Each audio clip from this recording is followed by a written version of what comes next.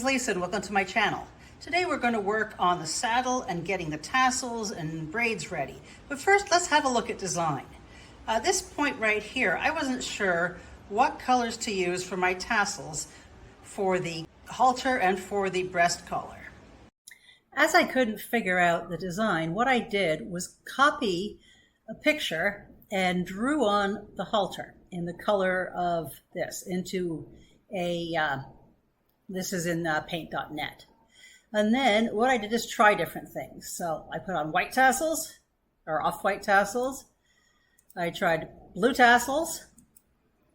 I tried yellow and blue tassels. And I tried yellow tassels, which have now moved. Let's move them back. And from that, I go through and decide what is going to work for my design. I just couldn't figure it out. And I hadn't done the tassels for this area because I wanted to have a look later. And I'm personally going to use the yellow tassels. And this right here, I'm going to do in yellow and green, I believe. So when you're designing yours, take into account the colors you want, the color of the horse you're going to use, and the overall appeal. Now, you could have done these matching tassels the same 4 colors all the way along, but I like the larger look on the tassels for here. Here is a similar thing going on with they're using the colors over here, all the different colors, but then they've just taken the blue here. They've got blue with blue. So again, there's all sorts of things you can do, and the saddle has to match the bridle and the halter and the breastplate, but it doesn't have to be the same. Another thing I found too is when I was making the saddle, originally I was just using the green, red, and yellow to go with the color of the blanket. But then I put some blue in there and I found it really popped. So when you're doing your design, take your time, try different colors, keep with the colors of your blanket, but then add stuff in, see what it looks like.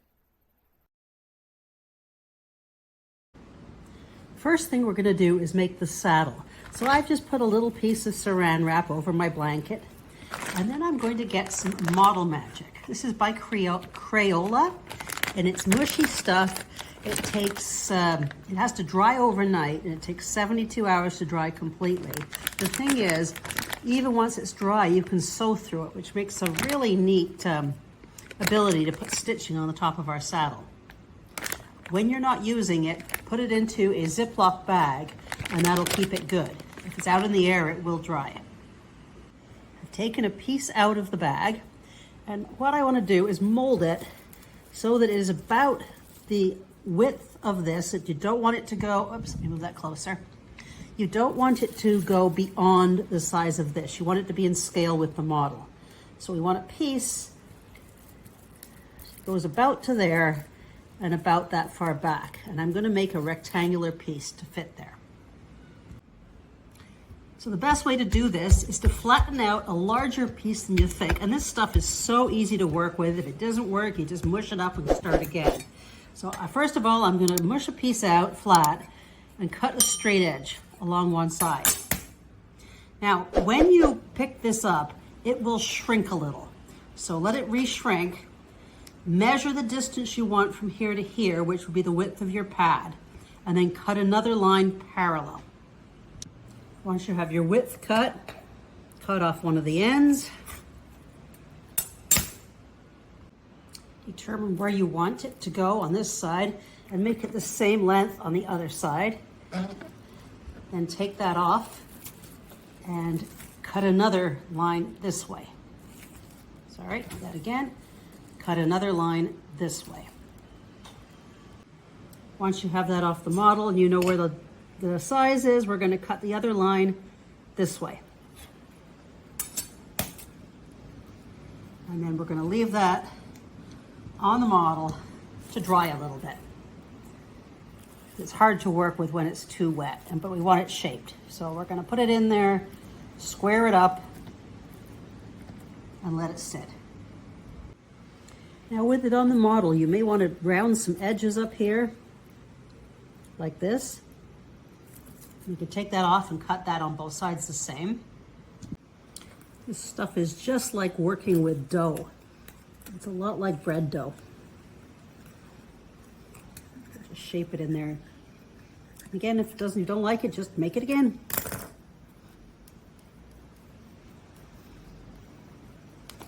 Again, try it on the model. Now I'm going to take another piece and put it on the top.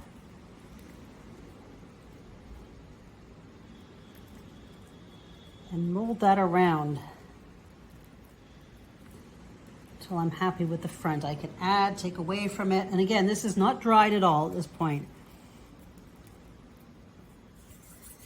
And I also want a little bit at the back.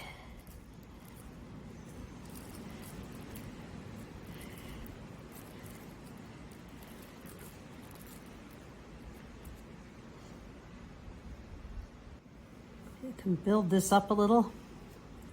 Remember, this will be covered. You still want to make it as smooth as possible, obviously. You can do more work once it's dry. I'm working it right now while it's still wet. And it's just like working with bread dough.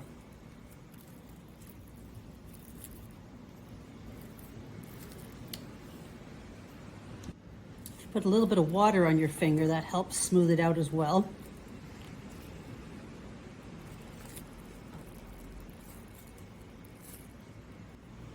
If you decide you want to make it shorter, all you need to do is take some scissors and cut between this and working with the water on your fingers. It is very, very simple to mold. To add a padded effect, we're going to roll out some little bits of pieces and we can put those, I'm going to trim off there, just along the seat. Again, scissors works great with this stuff. With a little water on your fingers, you can create padding along there as well. This stuff is created for children, so it is so easy to work with. And again, if you don't like it, just rip it apart and do it again. Right now, I'm just creating my padding. Put another one on the same spot as the other side, and this just moves. Again, you can wait till it dries, or you can do it while it's still wet. You can just slice off anything that is expanding too much, or push it back up. For shaping, I just find the end of my pencil is working great to help me push that down. Again, between wet fingers and a wet pen and the pencil. Trying to get these as straight as possible. Again, this will be covered by fabric, so the idea is just to create a lump there that looks like padding in your saddle. Now, with using scissors to do any trimming I want and poking this around with water on my fingers, I've got it close to what I want. And that's what it looks like. I am going to do some more work on it once it is dry if required. You can still cut this once it's dry. You can add more to it. So I'm going to let that sit on the model and dry overnight. Don't forget to put your clay away and try to get as much air out of that as possible in a sealed Ziploc bag. So I allow this to dry overnight, and it does fit a rider if required. The bottom, it takes 2 days for this to dry because this was against saran wrap. The bottom is still a little damp. However, we're good to work with that. Now, if you want to change this a little, so let's say I just want to cut that down to about there, I can mark it where I want to cut it. And then taking some scissors, you can trim that. And this won't be visible when it's on the horse, so don't worry about it. If you want to just clean it up a little bit, and then test it back on the model. And try to get that as symmetrical as possible. Now this may take you more than one attempt to do it. I'm just used to working with clay, so I did it in the first attempt. And with water, you can do, on your fingers, you can do quite a bit with that. But this is still really soft, almost rubbery, nice to work with. Now we're going to turn it into a full-out saddle. Now we're going to be covering this with a fabric. Now I was originally going to use a light cotton, but I think the look of this leather works better. This is actually a chamois, so I'm going to use that. It has a softer look for the seat. Microfiber would also work very nice, as would probably a thin fleece. What I want is a strip of fabric a little longer on both of these sides, something that goes along here and along the center here. So you can trim it after or you can trim it before. I'm going to try to get it close and then trim it some more after. So the first thing I'm going to do is get a rectangle similar to what I want and cut that out first. Now I'm going to cover the area that I want, which is everything between the middles here and into all the crevices, and I'm using Eileen's tacky glue. Spread that around well. You want to make sure there's enough glue all the way in there so that when you put this on top and push that in, you get the shapes of the seat. Stretch that, push that in, and I only applied glue as far as I want it, so if there's any overlapping, it won't be glued in. And let that dry enough so that we can work further with it. If you have any excess sitting on top of these sides, which I don't have much of here, I'm just going to trim that off because I'm going to put another piece at the front and back.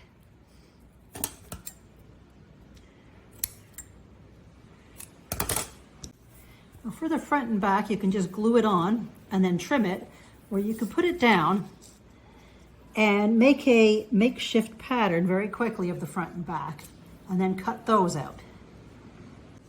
Now, if you're doing a pattern, make sure you leave enough below so that you can roll that under. I just want to get this shape down close so I don't have to trim it later.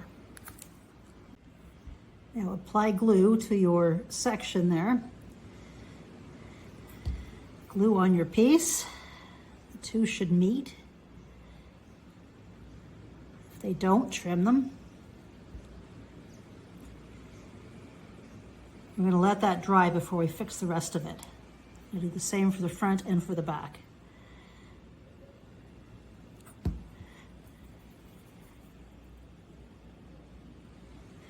Now make sure you don't get glue all over your saddle.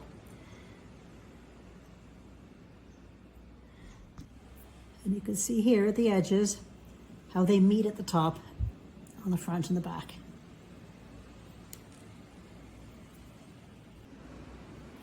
Now that your saddle is dry, you have to at least cover the two seams. And for the minimum, you can take a ribbon, and you can buy these fancy as well with nice little designs on it, and glue it across the front and across the back. You could use a contrasting color, you could use the same color you're going to use for the other ribbons, but that's up to you. That is the least amount you need to do to finish off the saddle. However, we're going to try stitching this next. The first stitching I'm going to do is between these raised sections. Now I have a needle that's fairly stiff and some basic thread. And I am going to go from underneath, right the center there. And you can see how easy that comes up through the clay. And then right down the center, I'm just going to do small stitches right along until I have a row down here.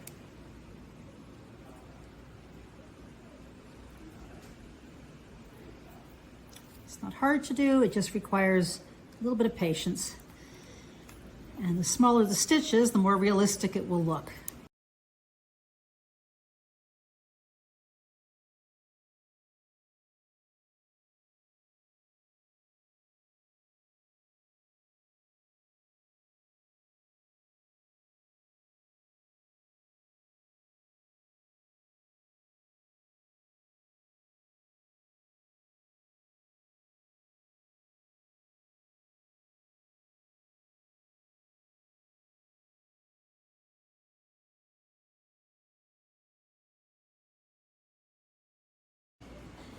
Now, going for an equal amount on this side and this side.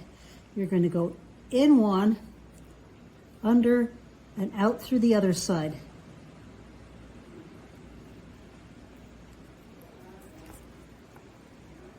And that leaves a little diagonal stitch. And I'm going to take my needle and go underneath that diagonal stitch.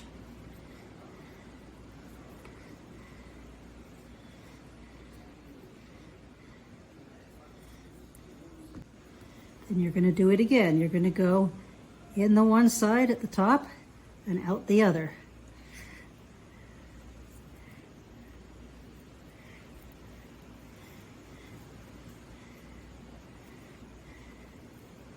And that again creates a diagonal stitch. You're then going to go put your needle again with this thread at the top, again through that diagonal stitch that was created. And you can see the second loop creating. Now, so each time you go in through one side, out through the other equal amount, which creates your diagonal stitch. And then while that diagonal stitch is open, if it makes it easier, put your needle in through it so you can find it, tighten the first stitch, and then pull the other one tight. So you can see how that's finishing off the end. Now it's just so much easier. Once you've done the in and out there, just stick your needle through it, tighten it up, and then pull your needle, and that's two parts of the stitch all in one, if that's easier for you. So again, in one side, out the other. Put your needle in to hold it, tighten the thread, that way you're not looking for that spot later, and finish your stitch. That's all there is to it. Now make sure you have enough thread. You can see I almost ran out here. It uses up quite a bit, and the center of this stitch should sit right along that line. And when you're done, just put it in the end and finish it on the back. And here's what the back looks like so far. And now I'm going to do the same for this side. And there's the saddle, and it's ready to be used. Now these I'm going to leave for now. I'll probably trim them down when I'm about to use them, but I'm going to put that aside. I'm not going to glue it to the pad yet. The next thing you're going to need to do is braid up some DMC floss. And this is a simple 3-strand braid. It's going to be used double for this halter, triple for the breastplate, plus strings, plus parts of other areas. So now this is 30 inches long, and I started with 36 inches of floss. First, you're going to need to determine the color you want your breastplate and your halter to be. I was originally going to use the off-white, but I thought green looked nicer with this set. Then I'm going to pull out 3 pieces of this, not separating it all. 3 pieces, 36 inches long. You can make these pieces as long as you want, but for one piece, you're going to have to go up here and drape down as a string, and you're going to need 6 of those. So make sure when you're braiding, you take that into account. Once you've got your 3 pieces done together, I'm going to tape that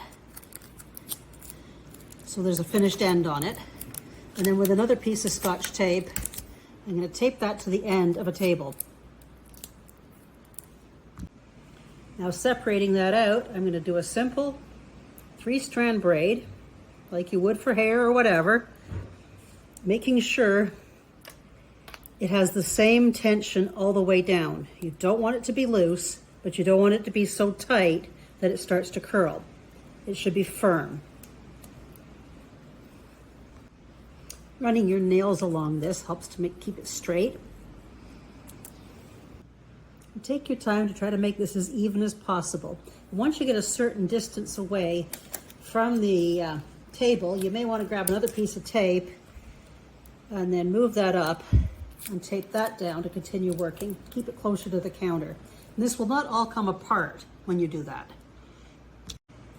For braiding the reins and the lead shank, I would recommend doubling the size. So for each, still doing a regular 3-part braid, but use 2 strands for each side, for each piece. You can see here for the lead shank and the throat latch, Dee actually used another color, so you can show that as well if you'd like. So I've included the lengths based on a stone horse, a large one, how much braid you need. And having it all braided up first makes it a lot easier when we come to the assembly in the next videos.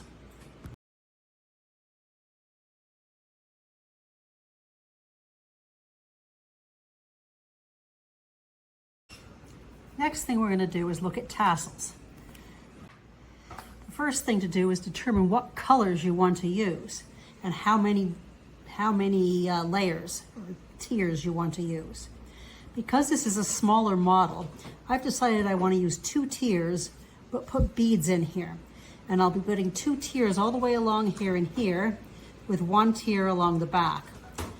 And I might put a different color down and a larger tassel along the breastplate with only 1 tier. For the colors, you could put different colors on each tier, or what I've decided to do with mine is do a tier of that color, then green, and then yellow, and then blue, and then repeat it. When you're picking out your beads, I like to use the matte, the greasy look, if you can get it, if not a matte. I find the other transparent ones don't look quite as nice at a costume, but that's just my opinion. It's your design. And another thing I found too, now these are size 11s. You can do a bit smaller, but you don't want to go too much smaller. What you have to make sure is that the needles you're going to use are going to fit through. They fit through fine on these, but they don't fit through the yellow, so I can use a smaller needle. So just make sure you have a needle to fit the size of beads and the fact that you can actually thread that needle. So let's determine how many tassels we need. If I'm going to use 12 rows along here, I can get 8 through here, both double, and this is the same distance, so I'm going to get another 12 across here. So if I have 12 plus 8, just looking at the doubles, that's 20, and I have to do it 2 times, that's 40, and there's 2 fringes each, that's 80. So I need 80 completely fringes. I'm using 4 different colors. I divide that by 4, so that means I need 20 of each color to do here. And then I'm going to need another 12 across here, so that's 3 of each color. So I need 23 of each color. Plus I'm going to need the ones for down here, and that depends on your design. You will also need fringes for the mouthpiece here, along your halter if you want, and the saddle strings. So depending on your design, you're going to need more. Now here's an example that she's used 2 there, 3 here. These are standard fringes, and she's used 3 or 4 beads on 3 there and 4 up here. And here she's put the beads on the bottom, and I'll show you how to do that as well. You can see on the saddle strings, there's 1 bead. Back here, 1 tassel. And over here, she's got 3 tassels. So you could decide how you want all your tassels to be. Put that on the face. You can see tassels along here. These with beads, these without. So you can design this as you go, but have a good idea before you start what you're going to do. You also just want to determine the width of your fringe. This one uses 2 strands, or 4 when it's folded. This one is double the size, using 4. And I believe this one has 5, for a total of 10. So you can do whatever you want. So let's run right now with the smaller ones. This is what I'm going to be using on the saddle. So for mine, I'm using 2 strands. So I've cut 2 pieces of the DMC floss, 34 inches long. I am not separating them at all. And then I've got a workspace that's at least 34 inches long. I am going to tape it down on one end. Then without pulling it too tight, you don't want it stretched. The 2 pieces are together, and I'm going to tape the other end. Now the reason I'm doing this way is I find it the fastest, the easiest. I make them all at the same time, and I just get a batch done quicker than if I did them individually. So here is my layout, getting ready to begin. I have a matching sewing thread. Now you could use the DMC floss, but the sewing thread is slightly stronger. And I'm just going to cut off pieces. These are, I don't know, 7 inches. I'm going to put it under, start tying a knot, then move it to the end.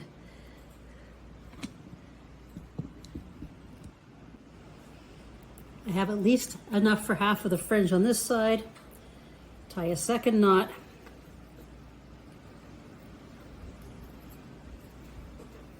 And cut another piece of string. Now determine the length of your tassels. Mine are going to be approximately 10 or 11 millimeters long when they're finished. So I want to give enough space for that. So I'm going to tie another piece of sewing thread 3 millimeters at least away from the first one. And again, just a double knot there.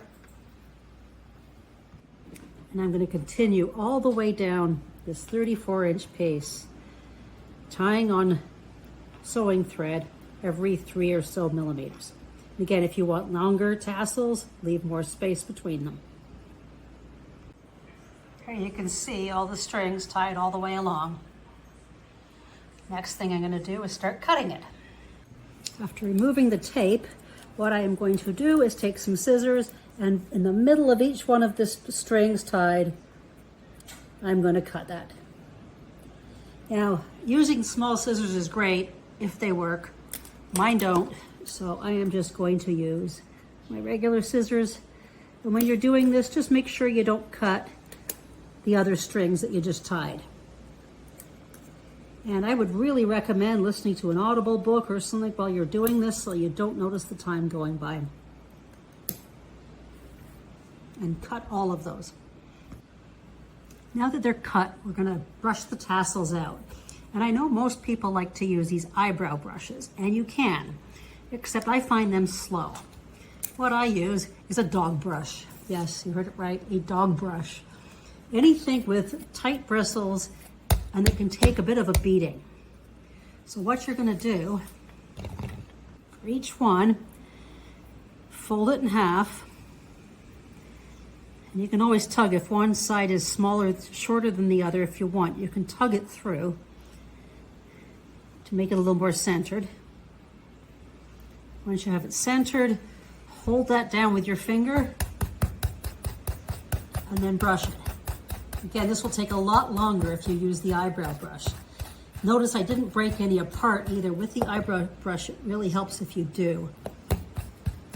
Now you're going to lose a little thickness because you can see it pulls off some of the thickness into the brush, but very little.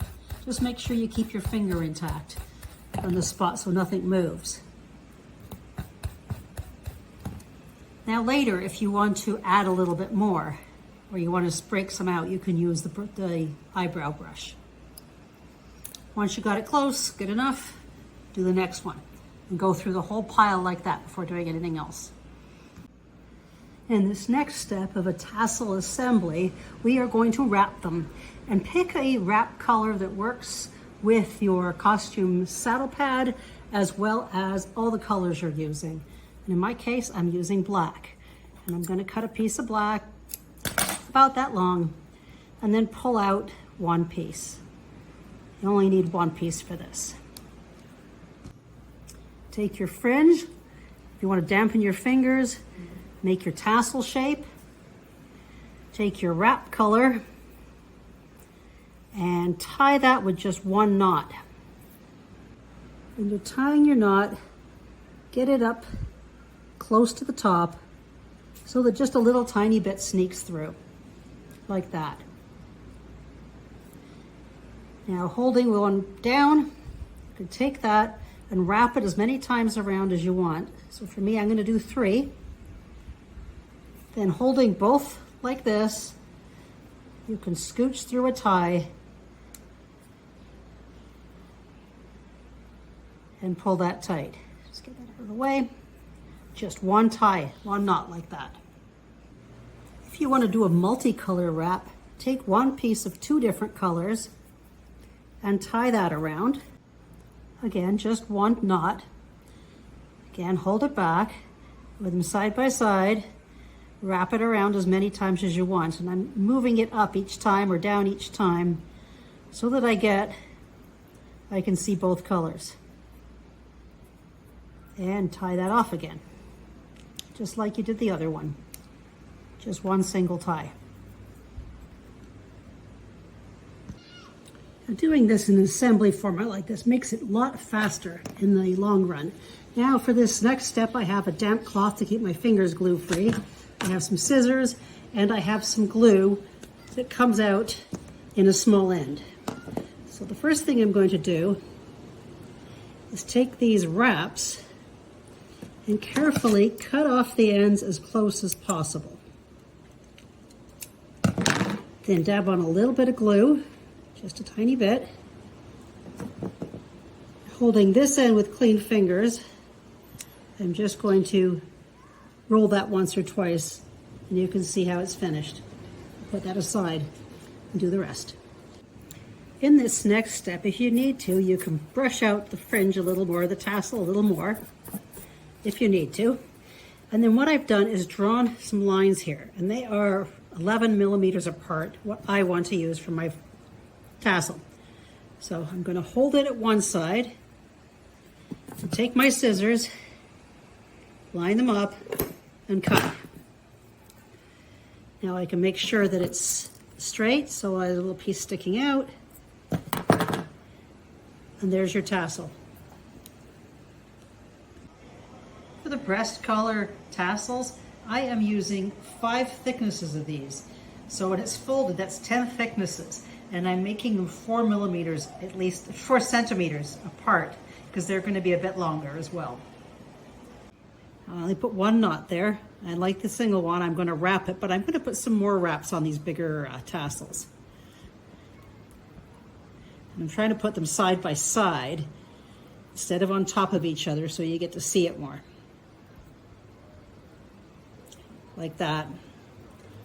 And again, 1 simple knot. Then I will apply the glue and cut them like I did with the others. To apply the micro beads to the bottom of your tassel, find a glue that dries clear and is fairly liquidy. Make a little puddle of it. And then take your tassel, make sure it's nice and neat, and dip it in, making sure you get all the bottom parts. Don't want too much. The whole bottom should be done, and this, including the sides. When you're happy with it, just dip it in, and then hang that up to dry. In some instances, you may want a tassel that doesn't have a wrap, and this is often done on the halter. In that case, we're going to just glue it. What I'm going to do is open up the tassel a little.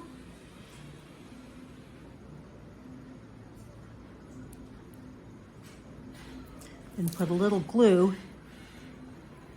in the middle. Little glob. Gently close it. Roll it between my fingers at the top.